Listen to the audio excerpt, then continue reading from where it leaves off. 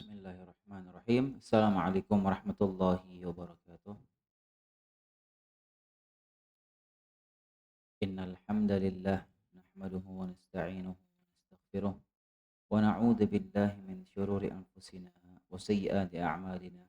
Man yahdihillahu fala mudilla lahu wa man yudlil fala hadiya lahu. Asyhadu an la ilaha illallah wahdahu la syarika lahu wa asyhadu anna Muhammadan 'abduhu wa rasuluh. يا أيها الذين آمنوا اتقوا الله حق تقاته ولا تموتن إلا وأنتم مسلمون أما بعد اللهم اجعل اجتماعنا اجتماعا مرحوما واجعل تفرقنا من بعده تفرقا مرحوما. Hadirin dan hadirat azanallahu wa iyyakum. Alhamdulillah, segala puji bagi Allah Subhanahu wa taala atas segala nikmat yang tiada hentinya Allah berikan kepada kita. Allah berikan kepada kita nikmat iman dan Islam yang merupakan nikmat terbesar yang tidak bisa kita beli dengan apapun.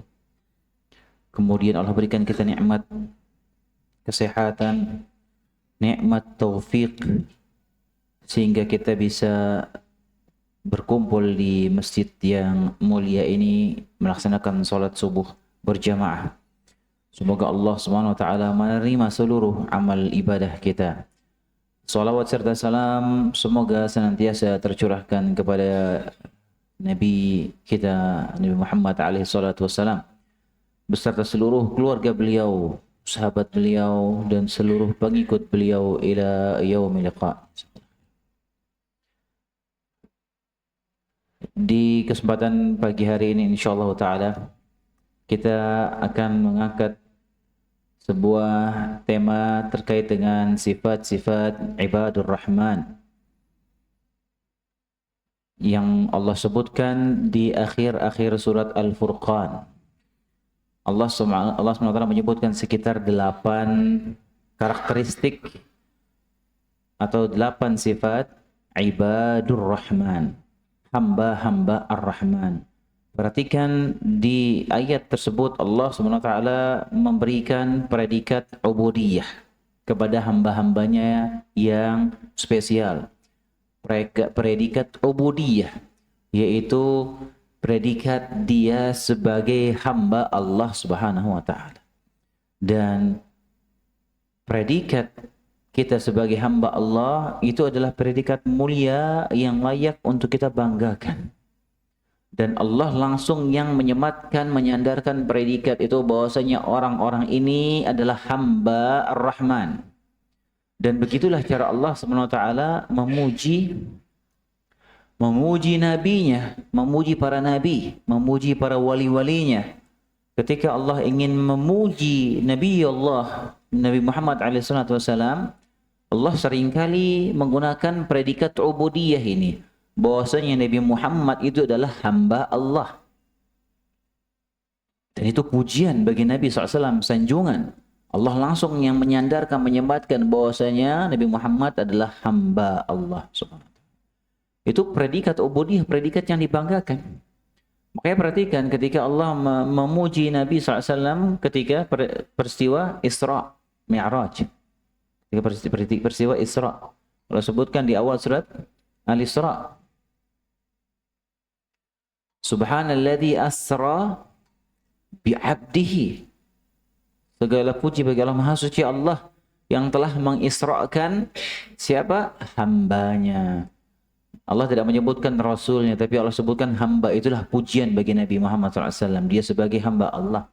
Demikian juga dalam surat Al-Furqan.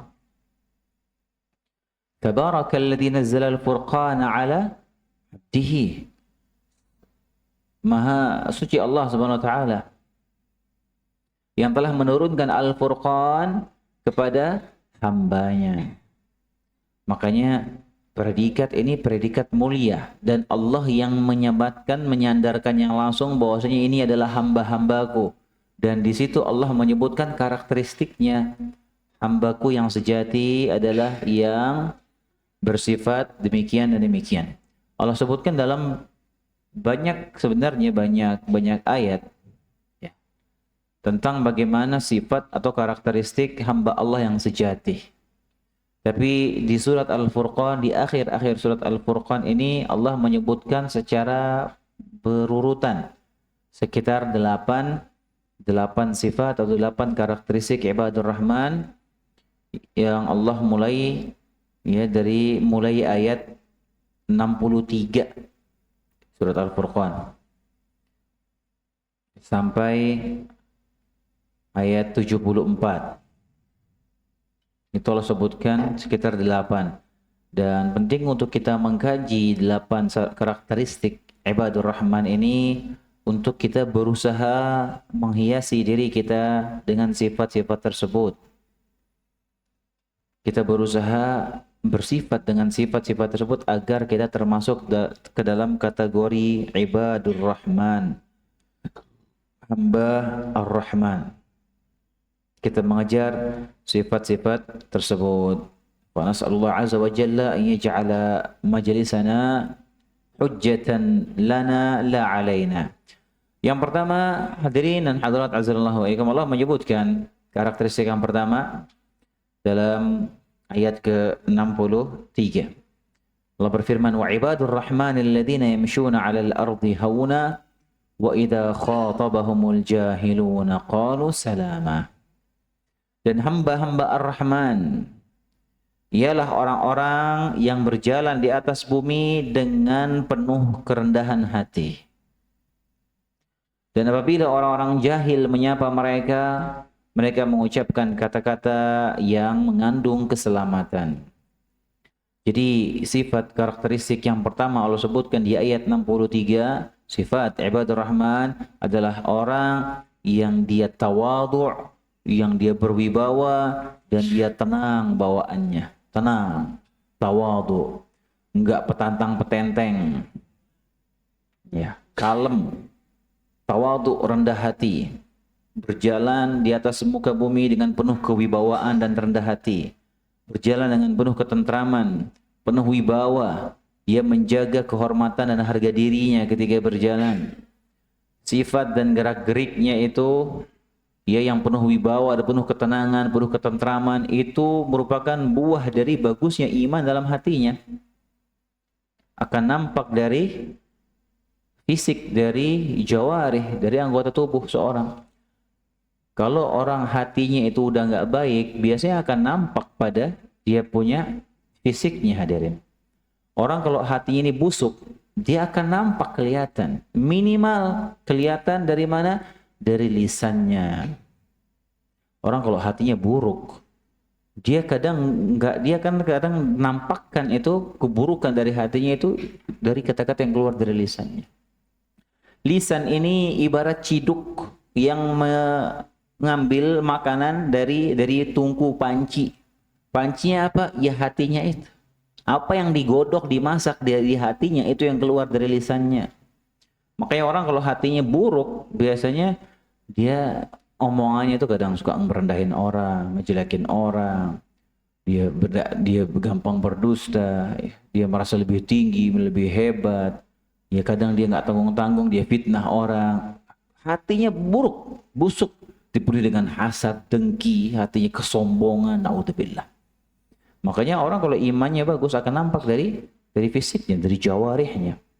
Di antaranya ini ibadur Rahman, dia berjalan di atas muka bumi Allah SWT dengan penuh kewibawaan, penuh ketentraman, enggak petantang petenteng, enggak sombong.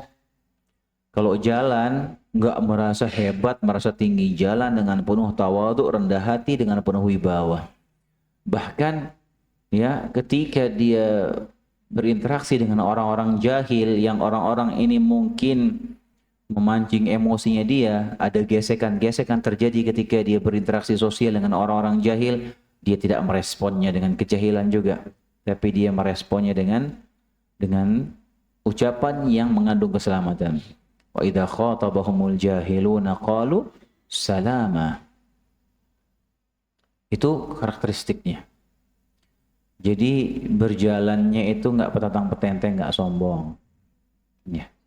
Kadang manusia ini ya emang gampang sekali, mudah sekali dia terjangkit dengan kesombongan. Biasanya gampang itu. Cepat orang ini manusia itu sombong, cepat. Ya. Emang di antara karakteristik manusia seperti itu. Kalau saldo di rekeningnya 27.000, tawaduk dia, nunduk dia. Tapi kalau saldonya 27 miliar, dadanya naik kalau jalan. 27 M uangnya. Coba 27.000 saldo yang rekening, oh tawaduk dia. Otomatis dia tawaduk langsung. Nah yang buruk lagi ini, sudah saldonya 27.000, petatang petenteng lagi. Orang kan gitu ya biasa ya. Baru punya kenalan, backing orang besar, sombong ya minta ampun. Apalagi dah pada bintang-bintang di sini, sombong. Yang dia biasa merintah orang ya, oh jabatan, masya Allah. Biasa nyuruh-nyuruh orang, bentak-bentak orang, ya dia nggak bakal mau dimintain tolong aja, kadang biasa nggak mau. Pernah ada kejadian, ini orang dia punya jabatan tinggi lah, berbintang lah, entah jenderal wala apa, berbintang, orang-orang besar. Yang biasa kalau pakai seragam tuh dengan gagahnya, orang kalau ngeliat pakai seragam orang tuh segan sama dia. Luar biasa, jenderal. Ikutlah pengajian, ikut pengajian. Pengajiannya lagi rame, duduk dia, nggak pakai seragam, pakai baju biasa. Tumben dia duduk pengajian. Nah biasa kalau di pengajian itu kan, kalau ada pertanyaan dari belakang kertas oper-operan sampai depan kan, nitipin pertanyaan gitu. Nah pas gilirannya dicolek dari belakang, suruh ngasih kertas ke depan, nggak mau dia, marah dia. Nggak terima dia. Disuruh kayak begitu, tak tolong dicolekin, tolong nganterin kertas. Nggak pernah dia digituin. Merasa terhina dia digituin. Ya Allah. Ya seperti itu. Dan kalau sudah pakai yang pakaian yang sudah ada lambangnya itu, biasanya ya adalah merasa gitu ini hebat. Pasti ada perasaan-perasaan seperti itu, pasti ada.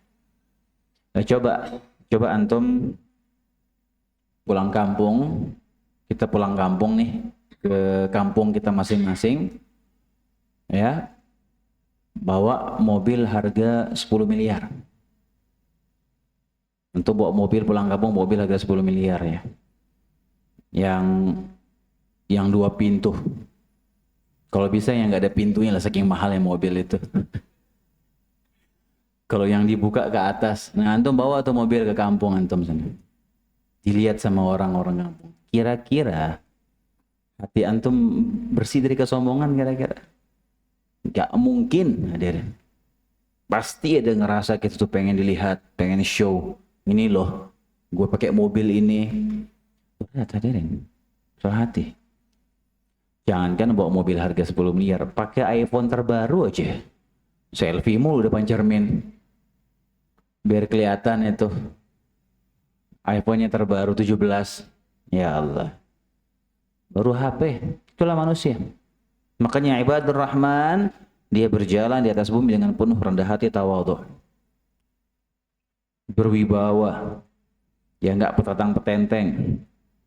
Bahkan saking tawadhu'nya, dia saking bagusnya hatinya, rendah hatinya, bahkan pada saat dia terjadi gesekan dengan orang-orang jahil, dia tidak meresponnya dengan kejahilan juga. Dan ini juga sulit hadirin. Kita bisa seperti ini, sulit. Biasanya kita kalau ada masalah sama orang di jalanan, galakan kita kadang. Orang cari masalah, kita lebih ngegas. Nah, kita mau menahan diri supaya tidak merespon keburukan dan keburukan, ini juga butuh perjuangan. Nggak gampang. Nah, coba kita lagi ribut sama orang di jalan. Oh, kita lebih ribut dari dia. Akhirnya kita ketika diganggu oleh orang-orang jahil, kita lebih jahil responnya akhirnya. Makanya ibadur rahman dia tidak merespon itu, dia merespon ya wa idza khatabahumul jahilun qalu salama. Ya, mengucapkan ucapan tidak yang ucapan yang mengandung keselamatan. Kayak kata Allah Subhanahu wa taala, "Wala tastawil hasanatu walas sayyi'ah idfa' billati hiya ahsan." Tidaklah sama antara kebaikan dan keburukan. Tolaklah kejahatan itu dengan cara yang lebih baik. Perintah Allah Subhanahu wa taala. Keburukan kita respon dengan cara yang lebih baik. Makanya kita bisa seperti ini itu gak gampang sebenarnya, butuh perjuangan. Kita karakteristik yang pertama ini aja agak susah ya. Makanya itu pentingnya kita melatih diri berakhlak mulia. Itu semua kaitannya sama akhlak. Dia tawadhu itu akhlak mulia yang luar biasa. Orang bisa tawadhu. Sombong itu akhlak buruk. Makanya sebagaimana kita berdoa agar Allah memberikan kita rezeki, kita berdoa agar Allah memberikan kita akhlak mulia. Karena rezeki itu hakikatnya, karena akhlak mulia itu hakikatnya ya sama seperti pembagian rezeki kita. Kata Ibnu Mas'ud radhiyallahu ta'ala anhu, "Innallaha qasama bainakum akhlaqakum kama qasama bainakum arzaqakum." Sungguhnya Allah membagi rezeki, membagi akhlak kepada kalian sebagaimana Allah membagi rezeki kepada kalian. Ada yang Allah luaskan rezekinya, ada yang Allah sempitkan. Demikian juga akhlak. Ada yang Allah kasih, dia akhlaknya itu luar biasa, ini orang akhlaknya baik. Dari segala aspek baik akhlaknya. Ada orang yang Allah sempitkan akhlaknya. Makanya kita minta doa kepada Allah Subhanahu wa taala agar diberikan akhlak mulia, dan juga kita berdoa setiap kali kita mau keluar rumah supaya kita itu tidak mendapatkan gangguan-gangguan yang bisa merusak akhlak kita. Kayak di antara doa keluar rumah yang Nabi SAW ajarkan, ya. Apa doa keluar rumah hadirin? Hah? Apa? Bismillahirrahmanirrahim. La haula wala quwwata illa billah. Ya itu. Ada doa satu lagi. Yang ini sahih juga, tapi jarang, masih banyak yang nggak tahu. Dan ini sahih. Nabi SAW kalau setiap kali keluar rumah baca Allahumma inni a'udzubika min an adil au udal au azil au uzal au azlim au uzlam au ajal au ijhal alai. Ya Allah, aku mohon perlindungan kepadamu dari aku tersesat dan menyesatkan, dari aku tergelincir atau menggelincirkan, dari aku menzolimi atau dizolimi, dari aku dijahili atau berbuat kejahilan. Kita kalau keluar rumah akan berinteraksi dengan banyak orang. Maka kita baca doa ini setiap kali kita keluar rumah agar kita tidak ikut-ikutan buruk ketika kita berinteraksi dengan orang-orang yang buruk. Selanjutnya, karakteristik yang kedua, Allah sebutkan dalam surat Al-Furqan ayat 64-nya, yaitu sifat Ibadur Rahman, yaitu mereka adalah orang-orang yang selalu menjaga sholatnya, khususnya sholat malamnya.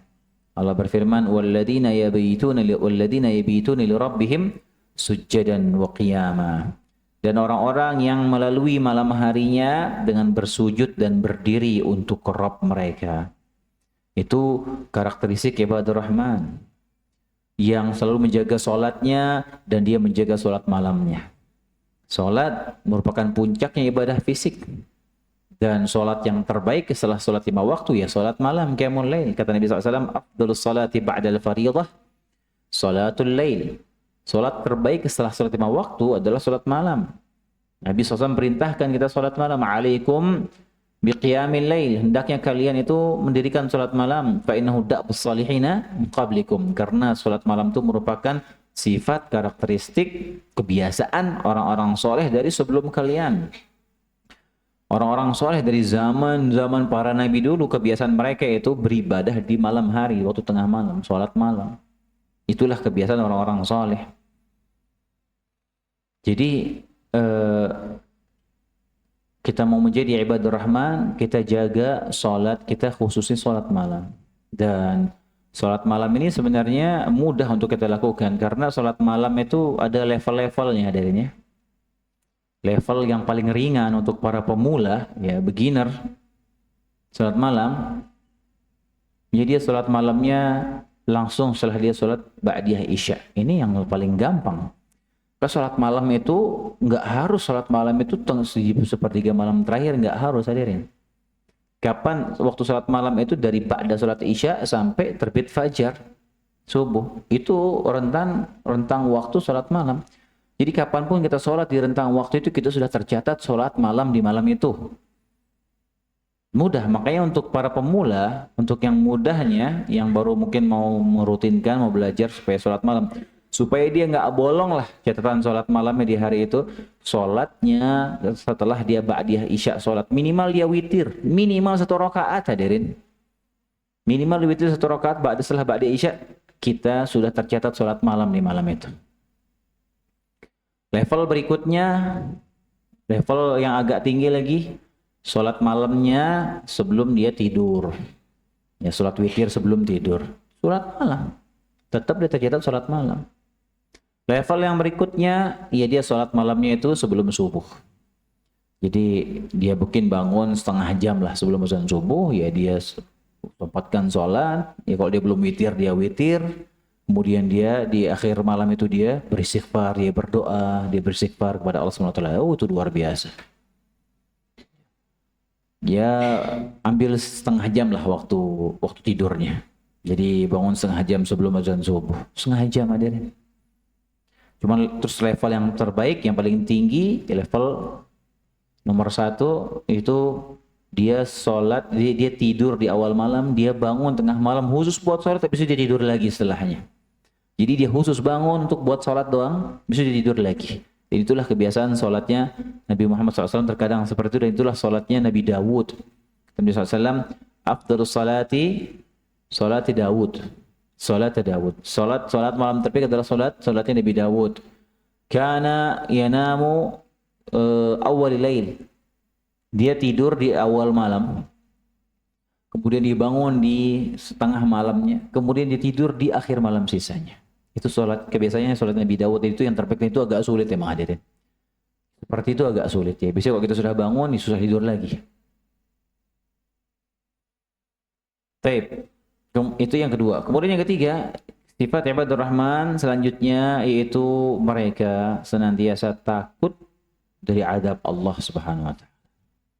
Allah sebutkan di ayat ke-65 dan 66, walladzina yaquluna rabbana isrif 'anna 'adzaba jahannam inna 'adzabaha kana gharama innaha sa'at mustaqarran wa muqama. Dan orang-orang yang selalu berkata, ya Allah, ya Tuhan kami, jauhkan kami dari adab jahannam. Sungguhnya adabnya itu adalah kebinasaan yang kekal. Inna adabaha kana gharama. Jadi berdoa.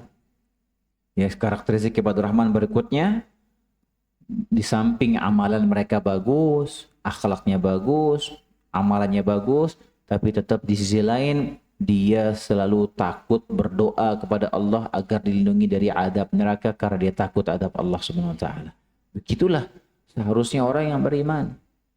Orang yang beriman, dia bagus amalannya dan dia tetap takut kepada Allah Subhanahu wa taala. Ya, jangan baru kita rajin sholat malam udah merasa aman. Nah, aman lah. Nama anak masjid setiap hari sholat di saf awal. Insya Allah aman lah ntar di padang mahsyar. Masya Allah. Jangan, itu talbis syaitan seperti itu. Justru orang itu semakin dia dekat kepada Allah, semakin dia besar rasa takutnya kepada Allah SWT. Dan justru rasa takut kepada Allah itulah yang akan menyelamatkan dia di akhir. Orang kalau dia semakin besar rasa takutnya kepada Allah di dunia, insya Allah dia semakin diselamatkan oleh Allah di akhirat. Konsekuensinya seperti itu. Bukankah Allah sebutkan dalam surat Ar-Rahman, waliman khafa maqama rabbih jannatan. Dan bagi orang yang takut akan kedudukan Rabbnya, baginya apa? 2 surga Allah kasih. Allah janjikan 2 surga bagi yang siapa? Bagi siapa? Bagi orang yang dia takut kepada Allah Subhanahu wa taala. Demikian juga Allah sebutkan tentang obrolan penghuni surga. Jadi di surga, penghuni surga saling bertemu, mereka saling ngobrol. Nanya, amalan apa yang menjadikan kalian masuk surga? Allah sebutkan, fa'aqbala ba'duhum 'ala ba'din yatasaalun. Mereka saling bertemu, saling berhadapan, saling bertanya. Apa dulu yang menyebabkan kamu tuh bisa masuk surga? Amalannya di dunia apa? Qalu kunna qablu fi ahlina musyfiqin famannallahu 'alaina wa waqana 'adzabas samum. Jawabannya apa? Kami dulu soalnya waktu di dunia, kami itu selalu takut kepada Allah Subhanahu wa taala. Kami takut akan hari akhirat. Famannallahu 'alaina, karena rasa takut tersebut Allah berikan anugerah kepada kami, yaitu Allah jauhkan kami dari azab neraka. Karena apa? Karena dia takut kepada Allah SWT. Itulah yang Allah sebutkan juga dalam surat Al-Mu'minun tentang orang-orang yang dia bagus amalannya, tapi terus dia senantiasa takut kepada Allah Subhanahu wa taala. Walladzina yu'tuna ma ataw wa qulubuhum wajilat annahum ilaina raji'un. Dan mereka orang-orang yang dia sudah memberikan apa yang diberikan untuk Allah Subhanahu wa taala, dia sudah beramal dengan amalan-amalan luar biasa. Tapi tetap wa qulubuhum wajilatun annahum ilaina raji'un, dan tetap hatinya itu merasa takut kepada Allah karena dia tahu dia akan dikembalikan kepada Allah Subhanahu wa taala. Dia takut, khawatir. Dia takut akan negeri akhiratnya. Dan orang yang punya sifat seperti itu justru dipuji oleh Allah Subhanahu wa taala.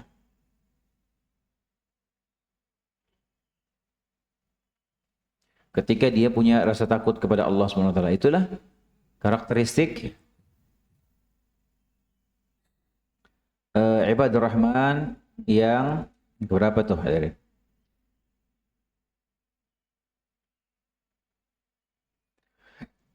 Yang ketiga, Al-Imam Hasan Al-Basri berkata, Al-mu'min jama'a baina ihsan wa makhafah, wal munafiq jama'a baina isa'ah wa aman. Orang mukmin itu dia senantiasa menggabungkan antara amalan baiknya dengan rasa takut kepada Allah SWT. Itu orang beriman sebenarnya seperti itu. Adapun orang munafik dia menggabungkan antara buruknya amalan dengan rasa tenang, rasa aman. Itu karakteristik orang-orang munafik. Udah amalannya buruk, tapi dia merasa aman dari azab Allah Subhanahu wa taala. Itu sifat ibadur rahman selanjutnya. Walladzina yaquluna rabbana asrif 'anna 'adzaba jahannam inna 'adzabaha kana gharama. Baik, kemudian yang berikutnya, yang keempat, sifat ibadur rahman selanjutnya yaitu mereka adalah orang-orang yang adil dalam menafkahkan hartanya. Menafkahkan hartanya dengan bijak, tidak boros dan juga tidak pelit dalam menafkahkan hartanya, dan juga tidak boros jor-joran tabzir, enggak. Dia membelanjakan hartanya dengan bijak. Ya, ini Allah sebutkan secara spesifik lah masalah membelanjakan harta ini. Karena ada orang dia tidak bijak dalam membelanjakan hartanya, enggak bijak dalam megang harta. Boros dalam mengeluarkan hartanya dalam perkara-perkara yang sia-sia. Di sisi lain ada orang yang dia begitu pelitnya membelanjakan hartanya sampai dia menyia-nyiakan kewajiban-kewajiban dia, saking pelitnya. Allah berfirman, "Walladzina idza anfaqu lam yusrifu wa lam yaqturu wa kana baina dzalika qawama." Dan orang-orang yang apabila membelanjakan hartanya, mereka tidak berlebihan dan tidak pula mereka itu pelit kikir, dan pembelanjaan mereka itu di tengah-tengah antara tabzir, antara boros dan pelit. Bijak dalam membelanjakan harta. Karena harta kita itu titipan Allah Subhanahu wa taala, dan pasti akan Allah tanya. Pasti akan dimintai pertanggungjawabannya harta itu. Bahkan masalah harta ini yang ditanya nanti dua. Harta khusus, masalah harta kita dua yang Allah pasti akan tanya. Dari mana dapat itu harta dan kemana dikeluarkan harta itu. Itu pasti akan Allah tanya. Nabi SAW sebutkan, La tazulu qadam ibni Adam, La tazulu qadam ibni Adam, hatta yus'ala an arba. Tidak akan bergeser kaki seorang hamba pada hari kiamat nanti, sampai dia ditanya pada 4 perkara. Umurnya dia habiskan untuk apa? Masa mudanya dia habiskan untuk apa? Dan fi malihi min aina iktasabahu wa fima anfaqahu. Hartanya, ya, yang ketiga ditanya hartanya, dari mana dia dapat dan kemana dia keluarkan harta itu, akan ditanya oleh Allah SWT. Kemudian an ilmihi fi ma amil, dan ilmunya dia amalkan untuk apa ilmu itu akan ditanya. Dan ini pertanyaan cukup berat hadirin. Baru pertanyaan pertama aja, dari mana dapatkan harta, itu mungkin sudah banyak menjadikan orang tuh binasa di akhirat. Dari mana sumber hartamu, itu aja sudah mungkin cukup menjadikan orang binasa.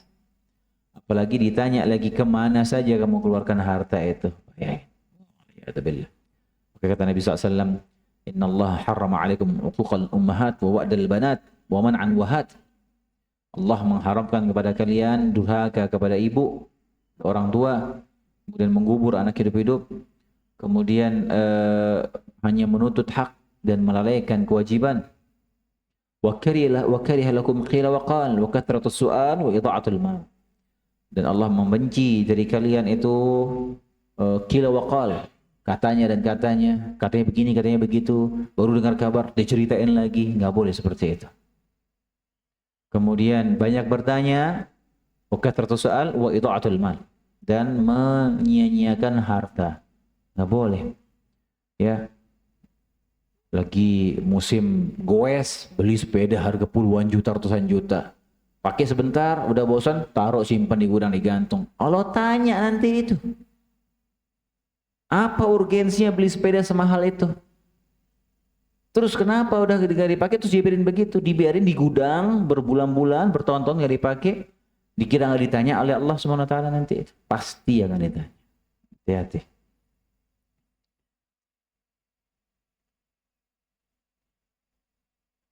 Pakai ya di rumah cuman berempat ya. Suami, istri, anak 2, mobilnya 6. Mobilnya mahal-mahal lagi. Buat apa mobil itu? Ya. Kadang orang buat bayar pajaknya aja bisa ratusan juta itu setahun. Apakah segitu dia ngasih makan orang miskin? Segitu dia infak bantu orang-orang susah di sekitarnya? Terus dia habiskan uangnya tabzir buat beli mobil begitu banyak yang tidak ada manfaatnya buat dia? Kira-kira mau jawab apa di hadapan Allah SWT? Ibu-ibu lagi ya buat tas pestanya, langsung dehem ibu-ibunya. Tas pestanya ada tas segini kecil, harganya 600 juta hadirin. Tas begini ada 600, harga 900 juta. Segini tas kecil. Buat nyimpan suami di situ. Ya Allah. Terus kadang gengsi mau pakai tas itu doang tuh, malu dia. Mau ketemu kumpul sama teman lagi pakai, malu. Beli tas satu lagi. Tas-tas murah nggak mau. Malu, gengsi. Allah akan tanya itu nanti. Siapkan jawabannya, mau jawab apa di hadapan Allah SWT. Pasti ditanya. Kemudian yang kelima, sifat ibadur rahman selanjutnya, mereka adalah orang-orang yang menjauhi dosa-dosa besar. Menjauhi dosa-dosa besar. Dan Allah sebutkan di ayat ke-68, dosa-dosa besar yang paling besar Allah sebutkan. وَالَّذِينَ لَا يَدْعُونَ مَعَ اللَّهِ إِلَهًا آخَرَ وَلَا يَقْتُلُونَ النَّفْسَ الَّتِي حَرَّمَ اللَّهُ إِلَّا بِالْحَقِّ وَلَا يَزْنُونَ وَمَنْ يَفْعَلْ ذَلِكَ يَلْقَى أَثَامًا يُضَاعَفْ لَهُ الْعَذَابُ يَوْمَ الْقِيَامَةِ وَيَخْلُدْ فِيهِ مُهَانًا. Dan orang-orang yang tidak berdoa, tidak menyembah kepada selain Allah Subhanahu wa taala, tidak berbuat syirik kepada Allah Subhanahu wa taala. Dan mereka tidak menghilangkan, membunuh jiwa yang Allah haramkan. Dan mereka tidak berzina. Siapa yang melakukan dosa-dosa itu, maka dia akan mendapatkan pembalasan dari dosa-dosanya. Yudha'af lahul 'adzab wa yakhlud fihi muhana. Akan dilipat gandakan adabnya dan dia akan kekal terhina di neraka. Ya tabillah. Allah sebutkan urutan dosa-dosa besar yang papan atas. Yang pertama, paling tinggi, nggak ada yang lebih tinggi dari dosa ini, nggak ada yang lebih zolim dari dosa ini, nggak ada yang lebih buruk dari dosa ini. Itu apa? Berbuat syirik kepada Allah Subhanahu wa taala. Mengerikan. Hati-hati. Ya, hati-hati sama dosa yang satu ini. Jangan bermain api. Ya, hati-hati, ada orang-orang, ustadz-ustadz, kiai-kiai yang ngajak berbuat syirik. Hati-hati. Sampaikan aja. Kita nggak bermain-main masalah ini. Urusannya apa? Berbuat syirik. Urusannya kalau syirik besar, urusannya kekal di neraka urusannya. Ya tabillah. Urusannya kalau terjerumus dalam kesyirikan apa? Seluruh amalan kita dihapus oleh Allah Subhanahu wa taala. Orang dia mati bawa dosa bunuh orang lain. Dia bunuh 1000. 1000 orang dia bunuh, tapi dia masih muslim. Masih ada kemungkinan dia selamat di akhirat, masih ada kemungkinan dia selamat, masih ada kemungkinan Allah ampuni dosanya dia, masih ada. Tapi dia mati bawa dosa syirik, mimpi masuk surga nggak mungkin. Allah berfirman, innahu man yusyrik billah faqad harramallahu alaihi al-jannah wa ma'wahu an-nar wa ma lidh-dhalimin min ansar. Siapa yang berbuat syirik kepada Allah, haram bagi dia masuk surga, tempatnya di neraka.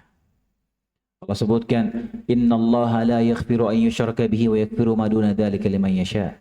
Allah tidak akan mengampuni dosa syirik, enggak akan Allah ampuni. Dan Allah mengampuni dosa selain syirik bagi yang Allah kehendaki. Orang berbuat syirik, dia mau sudah hajinya mau sudah 50 kali dia haji, dia berbuat syirik sekali, dihapus semua amalan hajinya, semua amalan solehnya, baktinya sama orang tua, sholatnya, zakatnya, semuanya Allah hapuskan.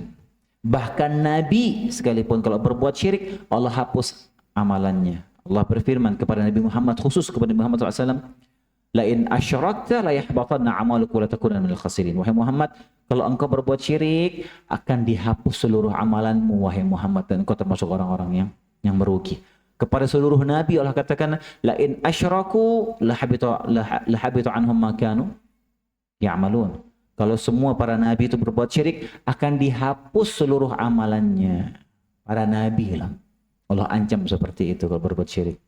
Bagi orang biasa, hati-hati. Hati-hati. Jangan kita main-main sama dosa yang satu ini. Ada nggak sekarang orang-orang, kiai-kiai, wala ustadz-ustadz yang ngajak kita minta-minta sama penghuni kuburan? Ada nggak hadirin? Banyak. Jelas dia nyanyi minta, wahai si fulan, iqdi hajatina, penuhi hajat-hajat kami, na'udzubillah. Kalau itu dibilang nggak syirik, nggak ada lagi kesyirikan di muka bumi ini kalau itu bukan syirik, hadirin. Terus syirik yang mana kalau itu bukan syirik? Jelas minta sama nih orang, ini orang udah mati, meninggal dunia, nggak bisa apa-apa, kita yang mandiin. Mandi nggak bisa, kita yang mandiin. Pakai pakaian, pakai baju nggak bisa, kita gulung pakai kafan. Digotong nggak bisa nggak pakai, udah kaku. Terus ditaruh di masjid. Terus kita berbaris, semua berbaris, kita doa dengan khusyuk. Kita doa apa? Ya Allah ampuni dia, Allah maghfirlahu warhamhu wa'afihi wa'afwani. Ya Allah ampuni mayit ini, rahmati dia, lapangan kuburannya. Ya Allah ampuni dia, lapangan kuburannya. Terus kita berdoa minta supaya diampuni dosanya orang ini. Terus pas sudah dikuburin, masuk kubur, datang orang minta sama dia. Aneh nggak seperti itu? Ya Allah ya. Tapi begitulah syubhat. Ini wali, ini dia dekat ini, kita jadikan perantara. Itulah jebakan syaitan, hati-hati. Syaitan nggak ngajak kita berbuat syirik, enggak. Tapi caranya jerumusnya ke syirik ya lewat cara-cara seperti itu. Hati-hati masalah dosa syirik. Yang masih mau menganggap itu perkara yang baik, boleh. Ya monggo silahkan, tapi ingat konsekuensinya kita sampaikan tadi. Urusannya apa? Urusannya kekal di neraka. Ya, karena orang berbuat syirik besar, dia keluar dari Islam. Keluar dari Islam. Mukhrijun minal millah, syirik besar. Beda dengan syirik kecil, enggak. Hati-hati. Kemudian juga yang membunuh juga termasuk dia membunuh, menghilangkan nyawanya dia sendiri. Bunuh diri. Nggak boleh. Apalagi bunuh nyawa orang lain. Ini juga dosa besar yang paling besar. Kemudian juga berzina. Ini juga dosa besar. Makanya segala hal yang bisa membawa kepada perzinahan itu semuanya diharamkan. Jadi mukaddimahnya zina itu semuanya diharamkan. Apalagi zinahnya. Makanya kita berkhalwat, ya, ikhtilat nggak boleh. Berkhalwat berdua-duaan nggak boleh. Bersentuhan sama yang bukan mahram nggak boleh.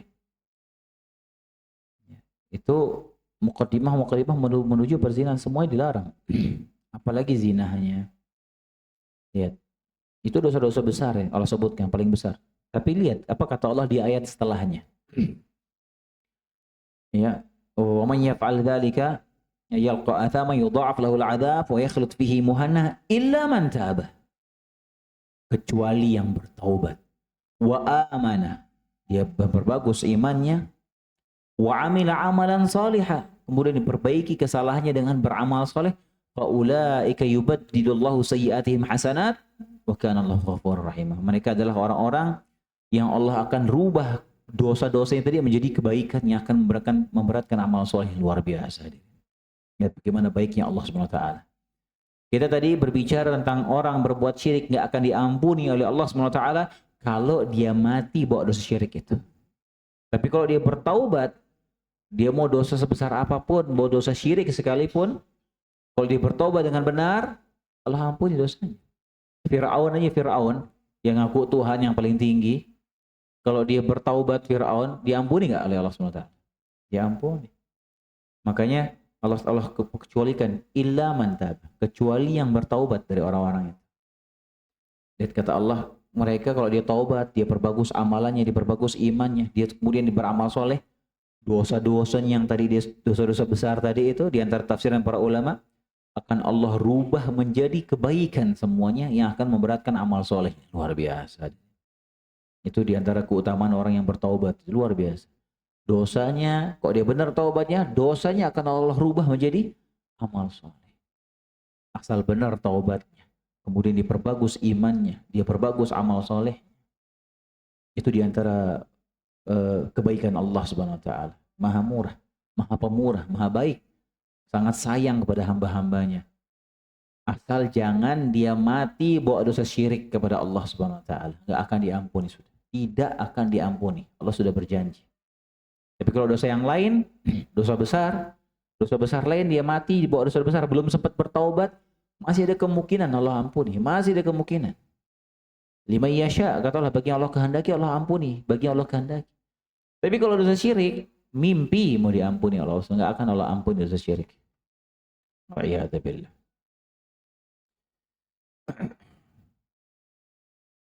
Kemudian yang ke-6, dikit lagi ya. Di antara sifat ibadah Rahman yang berikutnya menjauhi majelis-majelis yang mungkar. Enggak menghadiri majelis-majelis, tempat-tempat, kegiatan-kegiatan, acara-acara yang isinya kemungkaran. Allah berfirman, "Walladzina la yashhaduna adz-dzur wa idza marru bil-laghwi marru kirama." Dan orang-orang yang tidak memberikan persaksian palsu. Ini juga bisa maknanya memberikan persaksian palsu, bisa juga menghadiri acara-acara atau majelis-majelis yang isinya kemungkaran. Dia enggak mau hadir di situ. Wa idza marru bil-laghwi, dan ketika dia bertemu atau melewati dengan orang-orang yang berbuat keburukan, perbuatan-perbuatan yang enggak ada faedahnya, perbuatan-perbuatan mungkar, dia lewat berpapasan, marru kirama. Dia akan lewati saja dengan menjaga kehormatan dirinya. Enggak mau dia mampir. Kalau bisa nengok jangan. Lagi lewat di kompleks ini ada acara orkes dangdut. Lewat aja, nengok jangan, apalagi mampir. Nah itu sifat ibadah Rahman. Gak mau dia nimbrung ke situ. Ya, ada majelis ghibah, gak mau dia nimbrung di situ. Ada kegiatan-kegiatan yang mungkar yang lainnya, dia tidak mau gabung di situ, gak mau. Itu dia menjaga kemuliaan dirinya, itu sifat ibadah Rahman.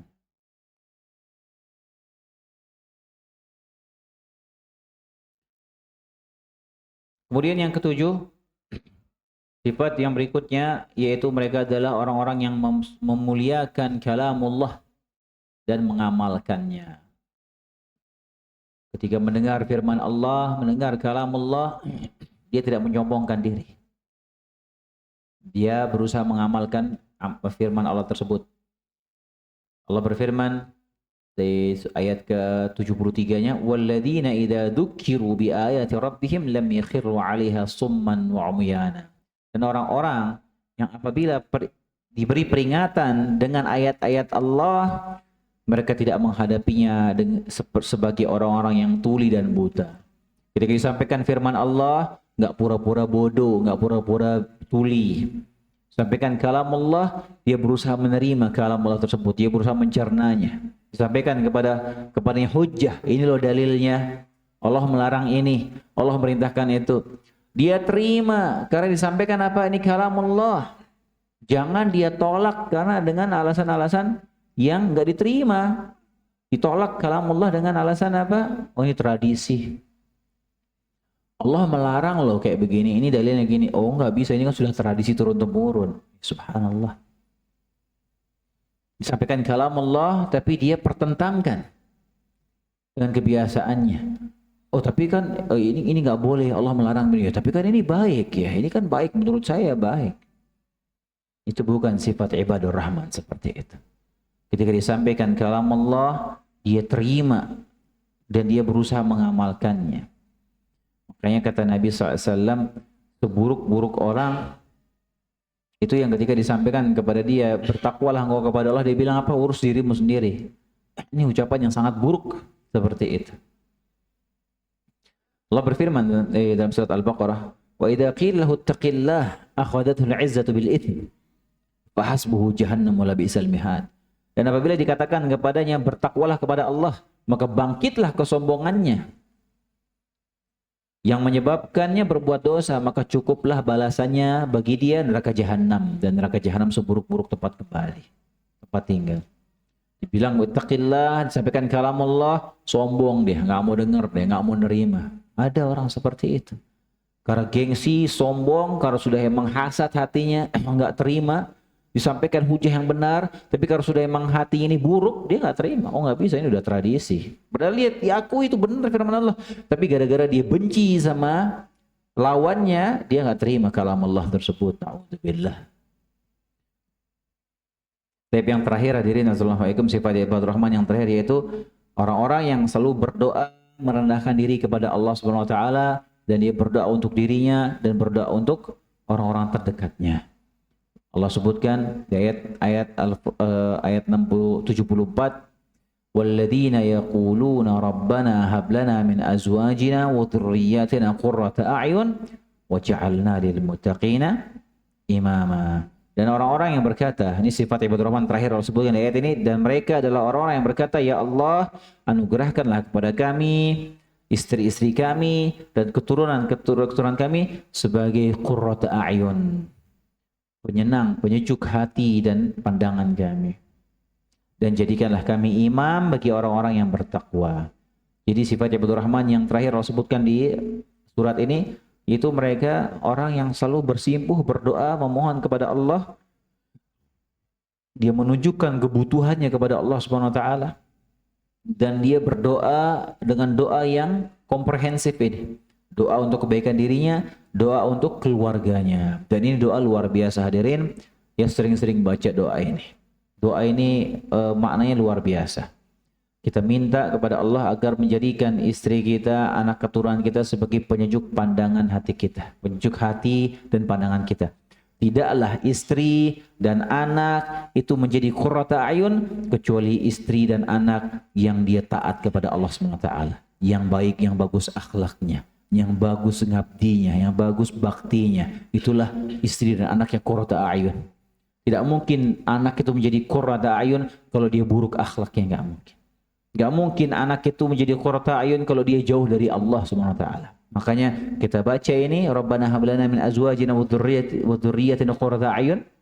Itu supaya kita minta agar anak istri kita menjadi anak istri yang taat, dekat kepada Allah Subhanahu wa taala, baik akhlaknya, baik agamanya. Ya luar biasa maknanya doa ini. Sering-sering baca doa itu. Wa ja'alna lil muttaqina imama. Jadikanlah kami imam bagi orang yang bertakwa. Ya, tidaklah kita menjadi imam bagi orang bertakwa kecuali kita menjadi makmum dari imam orang yang bertakwa sebelum kita.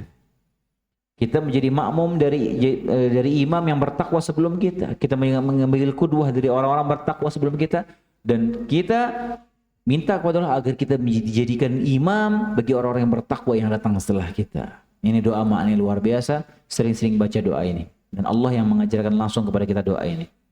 Kemudian di akhirnya Allah tutup, ulaika yuzaunal ghurfata bima sabaru wa yulqauna fiha tahiyatan wa salama. Mereka itu dah orang-orang tadi yang punya sifat-sifat tadi, mereka itu adalah orang-orang yang akan dibalas oleh Allah dengan martabat yang tinggi di surga karena kesabaran mereka. Sabar dalam mengamalkan amalan tadi, sabar. Wa yulqauna fiha tahiyatan wa salama, dan mereka akan disambut dengan salam penghormatan di surga nanti oleh para malaikat. Khalidina fiha, mereka akan kekal di surga. Hasunat mustaqarra wa muqama. Surga itu adalah sebaik-baik tempat menetap dan sebaik-baik tempat kediaman. Wallahu taala alam. Demikian kajian kita Semoga yang singkat ini bermanfaat. Jika tidak ada yang bertanya, ada yang bertanya? Tafadhal.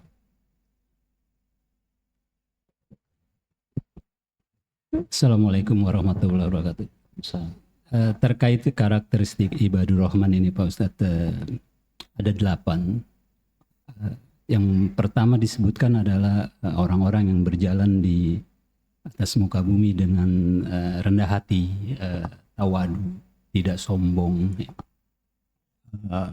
Dari 8 ini, mengapa yang pertama ini Allah menyebutkan karakteristiknya orang-orang yang tidak sombong? Mengapa sifat itu menjadi yang pertama di antara yang lainnya? Kedua, terkait karakteristik yang nomor 6, menjauhi kegiatan-kegiatan yang isinya kemungkaran. Ada orang-orang atau banyak orang yang memiliki pekerjaan atau jabatan yang dia harus hadir di dalam acara itu. Misalnya di satu perusahaan ada acara perayaan, ada acara musik-musik segala macam. Karena posisinya dia wajib hadir. Jadi itu salah satu contoh. Jadi hal-hal itu mungkin sulit untuk dilewati begitu ya. Dia wajib hadir. Bagaimana pendapat Pak Ustadz terkait dua pertanyaan ini? Jazakallah khairan. Wassalamualaikum warahmatullahi wabarakatuh. Assalamualaikum. Yang pertama, wallahu ta'ala alam, ya, kita tidak tahu apa hikmahnya.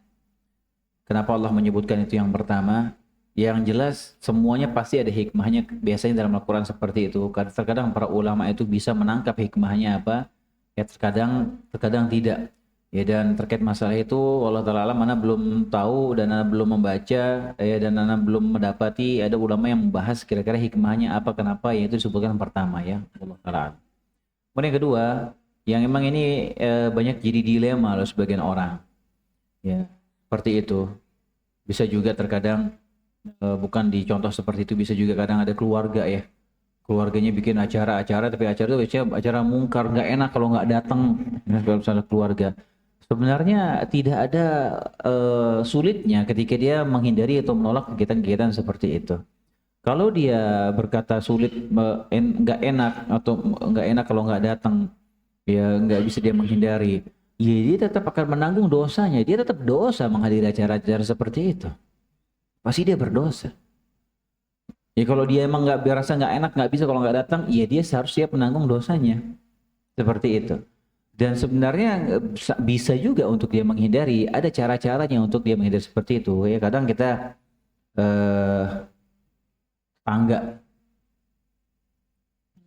tetangga ngundang acara siraman, kalau nggak salah, ya. Siraman itu kalau lagi hamil, ya, lagi hamil berapa bulan, siraman mandi kembang atau apa itu kan bisa ada keyakinan-keyakinan tertentu di situ. Tidaklah dilakukan kecuali ada keyakinan, dan itu jelas kegiatan mungkar, acara mungkar seperti itu. Ini tetangga depan rumah lagi ngundang, resmi ngundangnya, ya gimana nggak datang? Ya bisa itu kita datangnya sebelum atau setelah acara itu selesai dimulai, sekedar kita setor muka silaturahmi, ya bisa seperti itu. Jadi nggak pas acaranya itu bacaan-bacaan tertentu atau apa. Apalagi acara undangan walimah. Undangan walimah itu hukumnya wajib hadirinya. Tapi kalau kita tahu di walimah itu ada acara mungkar, ada nyanyi-nyanyian, ada biduannya di situ nyanyi, orang joget-joget, nggak boleh kita datang. Nggak boleh, gugur kewajiban kita datang acara seperti itu. Kalau kita misalnya punya power untuk mengingkari acara tersebut, misalnya kalau kita datang nih, mungkin orang segan nih, akhirnya dia selesaikan acara itu biduan-biduannya karena ini si fulan disegani, maka kita datang. Datangnya apa? Untuk nahi mungkar di situ. Tapi kalau kita nggak bisa, nggak usah datang. Acara seperti itu hindari. Wallahu ta'ala alam. Sebenarnya bisa, ya, kalau kita mau hindari seperti itu bisa aja. Ada aja caranya. Ya, kita yang lebih paham insyaallah taala. Wallahu ta'ala alam. Ada lagi bertanya?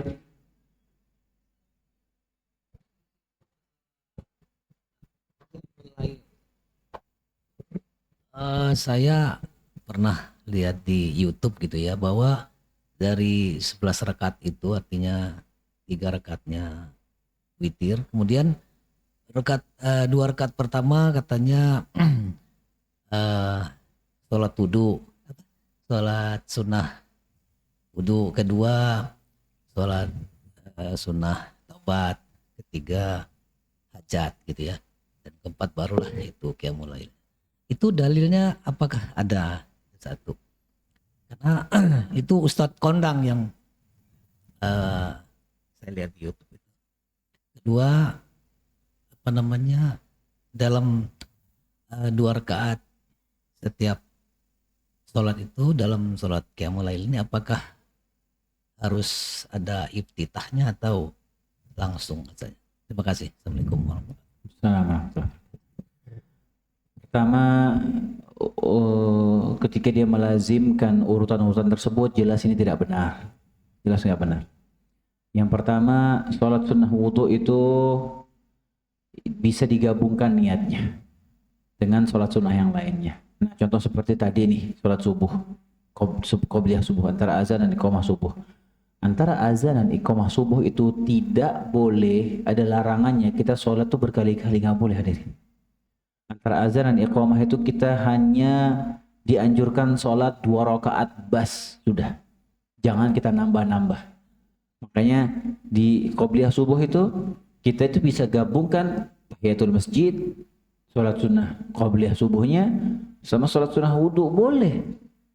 Bahkan sholat tahiyatul masjid itu dia akan gugur sendiri dengan kita sholat 2 rakaat. Tahiyatul masjid itu kan anjurannya jangan kita duduk sebelum kita sholat 2 rakaat. Jadi kalaupun kita sholatnya itu langsung sholat, kita itu sholat wajib, misalnya kita gabung nih, kita udah masuk ke masjid, orang udah sholat wajib, kita langsung sholat, kita sudah ruku di sholat wajib itu sudah, maka sudah gugur sholat tahiyatul masjidnya. Jadi dengan kita masuk ke masjid, kita sholat qobliyah subuh, sudah otomatis gugur tahiyatul masjid, itu sudah gugur tanpa perlu kita niatkan sebenarnya. Nah, paling kita niatkan menggabungkan qobliyah subuh sama sholat sunnah wudhu, boleh kita gabungkan niatnya. Gak boleh kita sebelum subuh itu kita sholat berentetan 2 rakaat, nggak boleh, ada larangannya. Nah, kalau sholat malam, apalagi sholat malam, dia khususkan ini sholat sunnah wudhu. Sebenarnya nggak masalah kalau dia mengkhususkan, nggak masalah. Tapi kan alangkah baiknya ketika dia gabung niatnya, jadi dia dapat double pahalanya. Dia niatkan dia qiyamul lailnya, tahajudnya, plus dia sholat sunnah wudhu, dapat double pahalanya. Kemudian yang kedua sholat taubat, dan ini nggak benar ya. Sholat taubat itu bukan sholat yang dirutinkan. Ini ngarang-ngarang, ini jelas ngarang itu. Tidak ada sholat taubat itu dirutinkan, nggak ada. Yang namanya sholat taubat, bahkan sholat taubat itu pun secara spesifik itu namanya itu sebenarnya nggak ada dalam syariat. Dalam hadis sholat taubat itu nggak ada. Yang ada itu istilah dari para ulama yang menyebutkan itu sholat taubat, dari sabda Nabi SAW, siapa yang berbuat dosa terjerumus dalam sebuah dosa, kemudian dia menyesal, dia pengen dosa tersebut diampuni, namanya orang manusia, bisa saja manusia itu khilaf, suatu saat dia terjerumus dalam perbuatan dosa, kemudian dia berkhilaf, dia menyesal, dia segera ambil wudu, kemudian sholat 2 rakaat, diminta ampun di situ, insya Allah diampuni dosanya. Itu yang disebut oleh para ulama apa? Sholat taubat, yaitu itu benar sahih hadisnya. Tapi sholat taubat itu bukan sholat yang dirutinkan, ini nggak benar. Sholat taubat itu kapan? Kalau dia terjerumus dalam dosa. Kapan orang terjerumus dalam dosa, dia menyesal, dia pengen segera diampuni dosa itu, dia langsung segera saat itu juga. Ketika itu juga dia langsung sholat 2 rakaat minta ampun di situ, itulah sholat taubat. Dan ini terus sering sekali Anda dapat pertanyaan seperti ini. Masalah sholat taubat setiap malam itu sering sekali Anda dapat pertanyaan ini. Sholat taubat itu bukan dirutinkan, ya. Khawatir dia terjerumus dalam perkara bid'ah kalau dia merutinkan itu sholat taubat. Itu dia buat sendiri, berarti itu rutin sholat malam. Kemudian terkait sholat hajat ini juga dipersisikan oleh para ulama tentang kesahihan hadisnya. Ya, ada yang menyatakan hadisnya dhaif jiddan, ada yang menghasankan masalah sholat hajat ini. Jadi kita itu sholat malam, itu niatkan kita qiyamul lail atau minimal kita witir saja. Kalau kita mau sholatnya cuma 3 rakaat doang atau 5 rakaat, niatkan witir saja. Niatkan sholat witir. Seperti itu, bukan khususnya sholat tahiyatul wudu, ini sholat hajat apalagi sholat taubat, itu nggak benar urutan seperti itu. Kemudian pertanyaan yang kedua, apakah setiap sholat baca doa istiftah? Ini juga diperdesakan oleh para ulama, intinya boleh dua-duanya. Ya mau kita doa istiftahnya itu setiap kali sholatnya itu kita baca lagi, atau kita baca di awal saja, bebas. Tapi kalau Nabi SAW, kebiasaan Nabi SAW kalau sholat malam, itu Nabi di awal sholat itu baca doa istiftahnya panjang sekali hadirin. Doa istiftah itu ada banyak. Ada doa istiftah itu dia panjang hadirin. Nabi biasanya baca itu kalau sholat malam. Kalau sholat berjamaah Nabi nggak baca itu, baca yang pendek. Nah biasanya karena Nabi baca yang panjang itu di awal, di rokat-rokat berikutnya Nabi lebih cepat dia sholatnya. Di sini makanya ulama khilaf, apakah dibaca doa istiftah itu setiap kali sholat? Ya bebas sih, boleh baca boleh baca boleh enggak. Ya karena hukum asalnya doa istiftah itu dia termasuk sunnah dalam sholat. Mau dibaca juga tidak mengapa. Allah Ta'ala. Mungkin pertanyaan terakhir, kalau nggak ada kita tutup. Tapi demikian hadirin dan hadirat azanallahu wa iyyakum, kajian kita di pagi hari ini semoga bermanfaat. Kurang lebih saya mohon maaf. Kita tutup dengan baca doa kafaratul majlis. Subhanakallahumma bihamdika asyhadu an la ilaha illa anta astaghfiruka wa atubu ilaik. Assalamualaikum warahmatullahi wabarakatuh.